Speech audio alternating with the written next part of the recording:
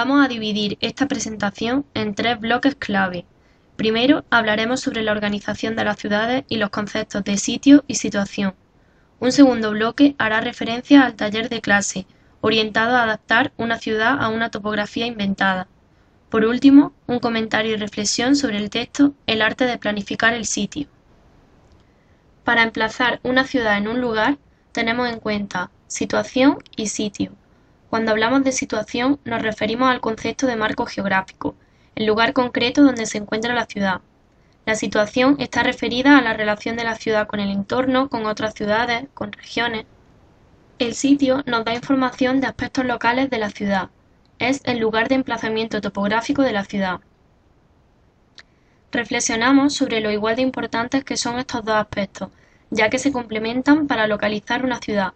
Tan importante es conocer una ciudad en sí misma como su relación con lo que la rodea. Vimos ejemplos sobre la organización de diferentes ciudades, cómo unas parecía que estaban dispuestas de forma arbitraria y otras en cambio dejaban ver que seguían un claro esquema. De las dos formas, todo estaba pensado y organizado. Todo está decidido y planificado, incluso en la naturaleza. Por ejemplo, algo tan natural como puede ser el panal de una abeja, tiene una disposición organizada y estructurada. Es un sistema con un orden establecido. Otro aspecto a tratar es el de cómo las ciudades se adaptan y construyen atendiendo a elementos preexistentes en ellas. Por ejemplo, la ciudad subterránea Caimakli se construyó bajo la colina conocida como la Ciudadela de Caimakli y se abrió a los visitantes en el año 1964. El pueblo ha construido sus casas alrededor de casi un centenar de túneles de la ciudad subterránea, y los habitantes de la región siguen utilizando los lugares más convenientes en los túneles, como bodegas, almacenes y establos, al cual acceden a través de sus patios. O como en este plano de metro, en el que lo vemos entrecruzarse con el curso del río casi de una manera natural y fluida.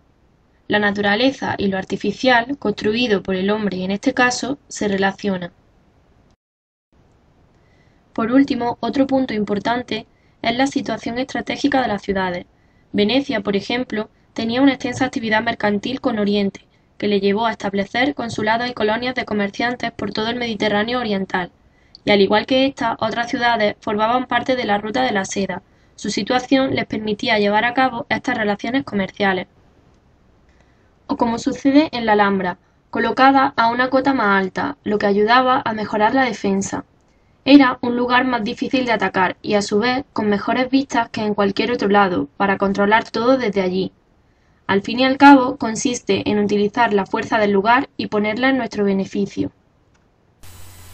Ahora comenzamos con un segundo apartado, donde para entender el taller de clase nos propusieron que viéramos el trabajo de Daniel Zeller, un artista que cuenta con numerosas obras de arte. Su obra actual se centra sobre todo en las topografías imaginarias. El taller ha consistido en adaptar la topografía inventada a la ciudad de cada grupo.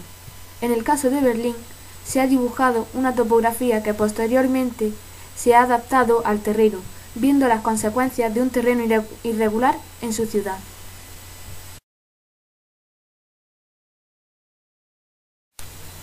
El caso de Edimburgo han propuesto una topografía con fuertes desniveles, incluso un río, con lo que su adaptación al terreno realmente existente le ha llevado a eliminar varias manzanas.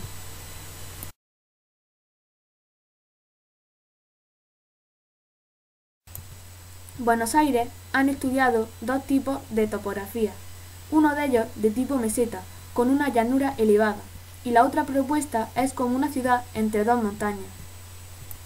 Son dos maneras de entender la misma ciudad. El grupo de Lisboa ha intentado mantener la identidad reticular de la Baixa de Lisboa. Han girado los bloques y reorganizado de nuevo el territorio, de manera que cambia significativamente la ciudad, ya que cambian hasta los usos. Con esta tercera y última parte, resaltamos la idea clave del primer texto que leímos en clase. ¿Cómo es posible que sitios que surgen de forma espontánea sean bonitos en comparación con sitios de nueva planificación que nos pueden resultar feos? La clave está en el criterio de diapositiva, y es que hay que saber mantener la balanza en equilibrio. entre el desorden natural y lo racionalmente planificado. El proceso de planeamiento debe ser un proceso reiterativo en el que el diseño depende de muchos factores que deben manejarse simultáneamente. Sin embargo, en la práctica en muchas ocasiones se dejan detalles sin cuidar, detalles que se incluyen a última hora, como puede ser la colocación de edificios a posteriori, sin control, como si estuviésemos jugando con piezas Lego.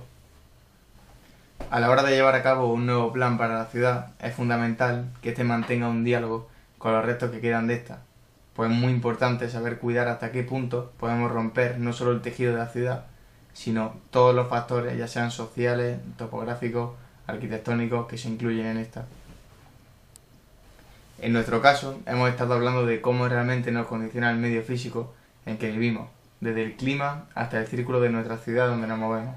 Consideramos que es muy importante que en el proceso de planeamiento se tengan en cuenta los factores físicos, psíquicos y sociológicos que van a producir al crear un nuevo entorno.